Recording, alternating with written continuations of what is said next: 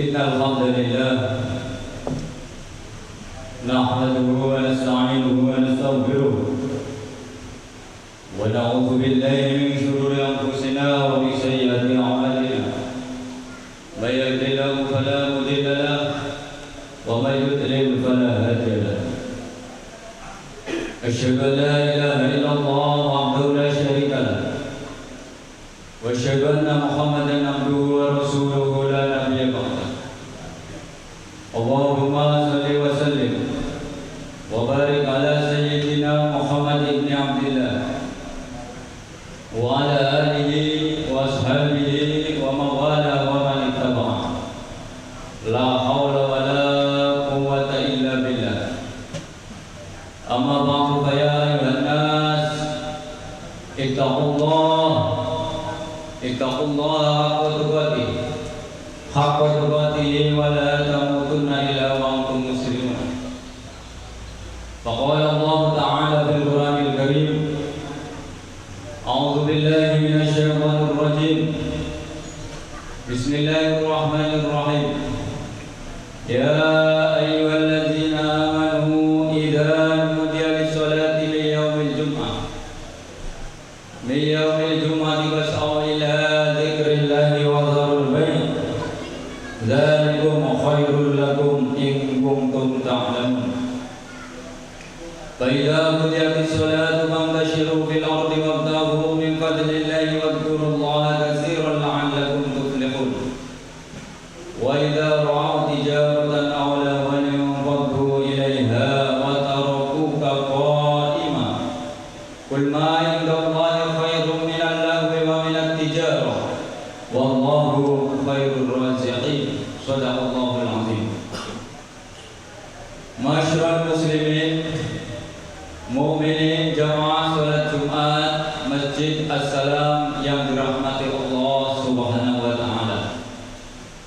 Alhamdulillah, tidak hentinya kita bersyukur kepada Allah Subhanahu wa taala atas limpahan rahmat dan karunia-Nya yang telah diberikan kepada kita, sehingga pada siang hari ini langkah kaki kita mengikuti apa yang menjadi kehendak Allah, yaitu hadir di masjid di rumah Allah yang mulia ini untuk melaksanakan perintah Allah, yaitu sholat Jumat secara berjamaah yang didahului dengan khutbah Jumat. Khutbah Jumat dan sholat Jumat merupakan satu rangkaian yang tidak bisa dipisahkan. Oleh karena itu tadi juga diingatkan oleh muazin ketika khatib menyampaikan khutbahnya, maka dengarkanlah wa ansitu, dan perhatikanlah dan jangan berbicara sendiri, karena apabila kita berbicara maka akan laghat, yaitu akan sia-sia sholat Jumat kita. Oleh karena itu tentunya kita bersyukur kepada Allah dengan mengucapkan alhamdulillahirabbil alamin, karena kaki kita sudah mengikuti apa yang menjadi kehendak Allah. Itulah yang namanya taufik. Taufik adalah suatu keinginan menurut kehendak Allah. Nafsu kita kendalikan untuk mengikuti apa yang menjadi perintah Allah, dan akhirnya kita mendapat petunjuk Allah atau hidayah Allah Subhanahu wa taala. Jemaah salat Jumat yang dirahmati Allah Subhanahu wa taala, pada siang hari ini kita memasuki tanggal 8 Dzulqa'dah. Bulan Dzulqa'dah adalah bulan yang dimuliakan oleh Allah, yang merupakan arba'atul hurum, yaitu dari 4 bulan yang dimuliakan oleh Allah. Allah Subhanahu wa taala berfirman dalam surat At-Taubah, a'udzu billahi minasyaitonir rajim, inna iddatash syuhur indallahi 12 syahran fi kitabillahi yauma khalaqas samawati wal ardh minha arba'atul hurum dzalikal dinul qayyim. Sesungguhnya jumlah bilangan bulan di sisi Allah yaitu ada 12 bulan. Isna asyara syahran fi kitabillah, yang sudah ditetapkan oleh Allah dalam kitab Allah, yaitu agama yang lurus. Di antara 12 bulan itu ada 4 bulan yang dimuliakan oleh Allah, yaitu 3 bulan berturut-turut dan 1 bulan terpisah. 3 bulan berturut-turut itu bulan Dzulqa'dah, bulan Dzulhijjah atau bulan haji atau bulan kurban. Kemudian bulan Muharram atau orang Jawa mengatakan Suro, yang merupakan awal dari tahun Islam. Dan yang terpisah yaitu bulan Rajab. Barang siapa yang memuliakan bulan itu, maka Allah pun akan memuliakannya, karena bulan itu adalah bulan yang dimuliakan oleh Allah. Maka hendaknya di bulan itu, di bulan ini seperti bulan Dzulqa'dah ini, kita hendaknya banyak beramal soleh, beribadah kepada Allah, karena bulan ini mulia. Bulan ini mulia, Allah memuliakan bulannya. Maka apabila kita ingin menjadi orang yang mulia, maka kita harus memuliakan bulan ini dengan mengisinya, yaitu dengan amal ibadah atau mendekatkan diri kepada Allah Subhanahu wa taala. Jemaah salat Jumat yang dirahmati Allah Subhanahu wa taala. Sebentar lagi, 1 bulan lagi kita akan masuki bulan haji. Maka tidak salah atau khotib akan menyampaikan yang berkaitan dengan haji dan juga kurban. Jamaah salat Jumat yang dirahmati Allah, pendapat ulama dalam hal menentukan permohonan awal wajib haji ini tidak sama. Sebagian mengatakan ada pada tahun ke-6 Hijriah, yang lain mengatakan pada tahun ke-9 Hijriah. Haji diwajibkan atas orang yang kuasa. Artinya apa? Orang yang mampu dalam perjalanan menuju Baitullah. Sebagaimana Allah Subhanahu wa taala berfirman, dan wajib haji ini hanya 1 kali. Rasulullah manusia paling mulia, haji aja juga 1 kali. Tapi setelah itu maka sunnah hukumnya. Mau 2 kali itu sunnah. Yang 1 kali itulah yang wajib. Allah Subhanahu wa taala berfirman dalam surat Al-Imran ayat 97. Walillahi 'alan nasi hajjul baiti man istata'a ilaihi sabila. Yang artinya mengerjakan haji adalah kewajiban bagi manusia terhadap Allah, yaitu bagi orang yang sanggup mengadakan perjalanan ke Baitullah. Artinya di sini ada orang yang sanggup melakukan perjalanan ke Baitullah, tentunya dengan harta dan juga dengan fisik atau dengan kesehatan. Jemaah salat Jumat yang dirahmati Allah Subhanahu wa taala. Kemudian Rasulullah SAW bersabda, yang isi sabda Rasulullah yaitu Bunyal Islamu ala khamsin, syahadati an la ilaha illallah wa anna Muhammadur Rasulullah wa iqamis shalah wa ita'iz zakah wa hajjil baiti wa shaumi Ramadan. Muttafaqun alaih atau rawahu Bukhari Muslim sahih hadis. Islam ditegakkan atas 5 dasar, yaitu yang pertama bersaksi bahwa tidak ada Tuhan yang berhak yang patut disembah yaitu kecuali Allah Subhanahu wa taala. Maka orang yang masuk Islam harus membaca 2 kalimat syahadat. Islam artinya selamat, tunduk, patuh. Kita harus tunduk, patuh kepada aturan Allah Subhanahu wa taala apabila kita ingin selamat. Yang kedua yaitu bahwa tidak ada, yaitu bahwa Nabi Muhammad itu adalah utusan Allah. Mengakui bahwa Nabi Muhammad adalah utusan Allah. Kalau kita tidak mengakui Nabi Muhammad sebagai utusan Allah, sebagai Rasul Allah, berarti kita tidak beriman kepada Allah Subhanahu wa taala. Karena Nabi Muhammad adalah utusan Allah yang tidak dipisahkan dalam 2 kalimat syahadat. Maka orang yang beriman kepada Allah, maka dia juga harus beriman dan taat kepada Rasulullah SAW. Atiullah wa atiur Rasul. Taatlah kepada Allah dan taat juga kepada Rasulullah SAW. Yang ketiga ya, kemudian mendirikan sholat. Jadi 2 kalimat syahadat, kemudian mendirikan sholat 5 waktu. Sholat ini sangat penting karena sholat adalah tiang agama. Dan alhamdulillah kita ini hadir di sini dalam rangka melaksanakan perintah Allah, yaitu mendirikan sholat. Kemudian yang ketiga yaitu membayar zakat. Di Kemudian yang keempat, mengerjakan haji ke Baitullah bagi yang mampu. Dan yang kelima yaitu berpuasa di bulan suci Ramadan. Hadis riwayat Imam Bukhari Muslim. Jamaah salat Jumat yang dirahmati Allah Subhanahu wa taala. Kemudian syarat-syarat orang yang haji, yang wajib haji, tentunya yang pertama yaitu agamanya Islam.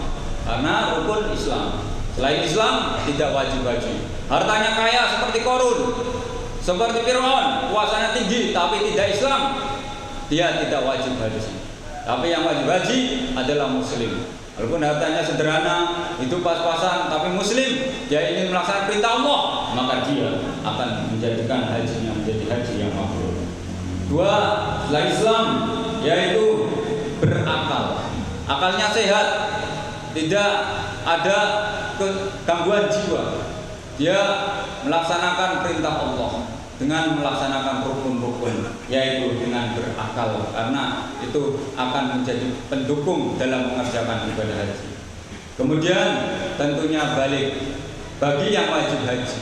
Bagaimana kalau yang belum balik? Apakah sah? Sah. Yang belum balik masih anak-anak ikut bapaknya haji, maka tetap sah hajinya. Tetapi belum wajib. Yang wajib adalah yang sudah balik. Bagi yang laki-laki sudah bermimpi basah, bagi yang perempuan sudah haid atau lain sebagainya. Kemudian puasa, artinya puasa di sini tidak wajib haji atas orang yang tidak mampu. Artinya puasa dalam arti merdeka, tidak menjadi budak. Tapi puasa yaitu sehat dan juga tidak termasuk budak. Jamaah salat Jumat yang dirahmati Allah Subhanahu wa taala. Itulah tentang haji. Maka haji ini juga suatu ibadah yang membutuhkan fisik, perjalanan jauh. Di sana kemudian menggunakan ihram. Kalau misalnya yang dari Madinah, kalau seperti itu mengambil mikot di Bir Ali. Berarti umrah juga kemarin itu juga di Bir Ali. Kemudian kalau yang dari Indonesia ada yang mikot di, kalau haji ada di Yamlam. Kemudian setelah itu, setelah melaksanakan ihram, maka harus menjauhi dari hal-hal yang membatalkan haji tersebut.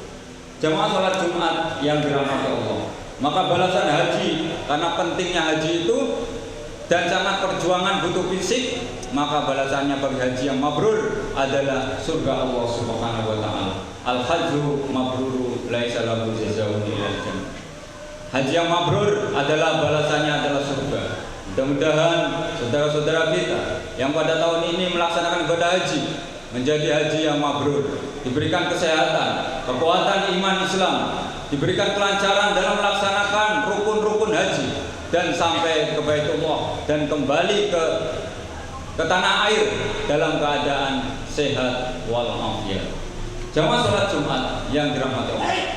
Kemudian yang kedua yaitu berkaitan dengan bulan Dzulhijjah yang akan 1 bulan lagi kita akan insya Allah kalau diberikan kesehatan kita akan menemui bulan yang sangat mulia, yaitu udhiyah. Apa itu udhiyah? Yaitu kurban. Kurban adalah binatang yang disembelih dengan tujuan ibadah kepada Allah pada hari raya haji, yaitu tanggal 10 Dzulhijjah dan juga hari tasyrik, yaitu 11, 12, 13. Disembelih setelah kita melaksanakan sholat Idul Adha. Maka Allah Subhanahu wa taala berfirman dalam surat Al-Kautsar, "Inna a'tainakal kautsar wa sholli li rabbika wanhar, inna syani'aka wal abtar." Sesungguhnya kami telah memberi kepadanya nikmat yang banyak, maka dirikanlah sholat karena Tuhanmu dan berkurbanlah. Sesungguhnya orang yang membencimu wahai Muhammad, maka mereka terputus dari rahmat Allah. Para ulama berpendapat tentang hukum kurban ini. Ada yang mengatakan hukum kurban adalah wajib. Ada yang mengatakan sunnah muakkadah. Wajib bagi orang yang mampu, yang hartanya berlimpah, yang sangat banyak hartanya, maka itu wajib. Berdasarkan Rasulullah SAW dalam sabdanya, an Abi Hurairah qala qala Rasulullah sallallahu alaihi wasallam, man wajada sa'atan falam yudhi wala yuqrabanna musallana. Dari Abu Hurairah radhiyallahu anhu, Rasulullah sallallahu alaihi wasallam bersabda, barang siapa yang mempunyai kemampuan tetapi tidak berkurban, maka janganlah ia mendekati menghampiri tempat sholat kami. Riwayat Imam Ahmad dan Ibnu Majah. Inilah yang menyebabkan para ulama berpendapat bahwa kurban adalah wajib bagi orang yang mampu, yang hartanya banyak, tetapi dia tidak digunakan untuk melaksanakan perintah Allah. Maka Rasulullah mengancam, janganlah dia mendekati tempat sholatku. Tapi kemudian para ulama berpendapat dengan pendapat yang lain, maka dengan pendapat para ulama yang kebanyakan yaitu sunnah muakkadah. Jamaah salat Jumat yang dirahmati Allah Subhanahu wa taala. Tentang kurban ini dan haji ini tentunya tidak lepas dari sejarah seorang nabi yang sangat hanif, yaitu Nabi Ibrahim dan juga keluarganya. Ketika itu Nabi Ibrahim diperintahkan oleh Allah untuk menyembelih putranya. Di sana di Mekah ada tugu yang namanya tugu kurban. Di situ tempat penyembelihan Nabi Ismail. Ketika itu tapi penyembelihan itu akhirnya oleh Allah Subhanahu wa taala diganti dengan seekor domba. Falamma balagha ma'asaya qala ya bunayya inni ara fil manami anni adbahuka fangdur madza tara. Qala ya abadi al-ma'tumar satajiduni insyaallahu minas sabirin. Falamma balagha ma'asaya, ketika anak itu Nabi Ismail berusia remaja, kemudian Nabi Ibrahim bermimpi.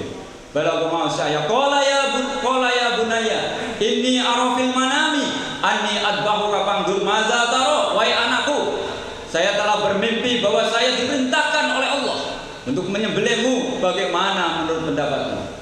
Anak ini adalah anak yang soleh, yang taat kepada Allah dan taat kepada kedua orang tuanya. Qala ya abadi fa'al ma tu'mar satajiduni insyaallah minas sabirin. Wahai ayahku, kalau memang ini perintah Allah, maka kerjakanlah. Niscaya engkau akan mendapatiku termasuk orang yang sabar. Jemaah salat Jumat yang dirahmati Allah. Nabi Ismail adalah seorang anak yang ditunggu selama berpuluh-puluh tahun. Kemudian sudah besar oleh Allah diperintahkan untuk menyembelihnya. Inilah sesuatu yang sangat berharga. Begitu pula kita dengan harta kita yang sangat penting, yang sangat berharga, yang sangat kita cintai. Maka ketika dikurbankan untuk Allah, maka Allah akan menggantikan dengan pahala yang sangat besar, yaitu Nabi Ismail akan menjadi orang yang sabar, dan tentunya kesabaran itu dibalas oleh Allah dengan surga Allah Subhanahu wa taala. Jemaah salat Jumat yang dirahmati Allah Subhanahu wa taala. Mudah-mudahan kita semuanya diberikan kekuatan iman Islam, diberikan kesehatan oleh Allah, dilancarkan rezekinya, diberikan kemudahan dalam segala urusan. Anak keturunan kita menjadi anak yang soleh-solehah, seperti halnya Nabi Ismail kepada ayahnya, yaitu Nabi Ibrahim. Kemudian ketika itu Nabi Ibrahim pun akhirnya akan menyembelih Nabi Ismail. Namun setan selalu menggodanya. Karena itu Nabi Ibrahim pun melempar dengan sandalnya. Maka lemparan itu namanya melempar jumroh yang ada di Mina. Dan alhamdulillah bulan Ramadan kemarin saya melewati Mina. Alhamdulillah orang-orang yang akan haji, insya Allah fasilitasnya lebih baik saat sekarang ini. Sudah dibangun tenda-tenda permanen di antara Arafah, sehingga kalau hujan ada macam-macam, insya Allah akan lebih aman. Di Arafah sudah dibangun tenda-tenda permanen dan juga kamar mandi, WC-WC yang lebih baik. Kemudian juga di Mina untuk lempar jumroh, dan juga di sekitar situ tempat ibadah haji. Waktu bulan Ramadan, alhamdulillah lebih baik. Insya Allah tahun ini mudah-mudahan jamaah haji yang ada di Indonesia senantiasa dimudahkan oleh Allah, diberikan kesehatan oleh Allah Subhanahu wa taala. Jamaah salat Jumat yang dirahmati Allah Subhanahu wa taala. Mudah-mudahan Allah selalu memberi petunjuk kepada kita semuanya. Amin Allahumma amin. Barakallahu li wa lakum fil Qur'anil azim wa nafa'ani wa iyyakum bima fihi min ayati wa dzikril hakim wa taqabbalallahu minna wa minkum tilawatahu innahu huwas samiul alim wa qur rabbighfir warham wa anta khairur rahimin. Allahumma shalli wa sallim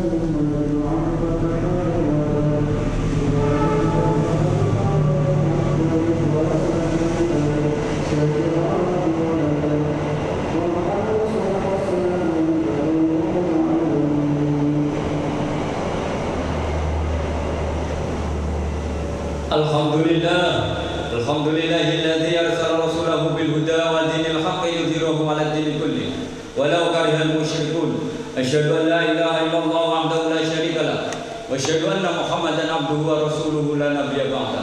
Allahumma shalli wa sallim wa barik ala sayyidina Muhammad ibn Abdillah wa ala alihi wa ashabihi wa mawala wa man tabi'ah. La haula wa la quwwata illa billah. Amma ba'du fa ya ayyuhan nas ittaqullaha haqqa tuqatih wa la tamutunna illa wa antum muslimun.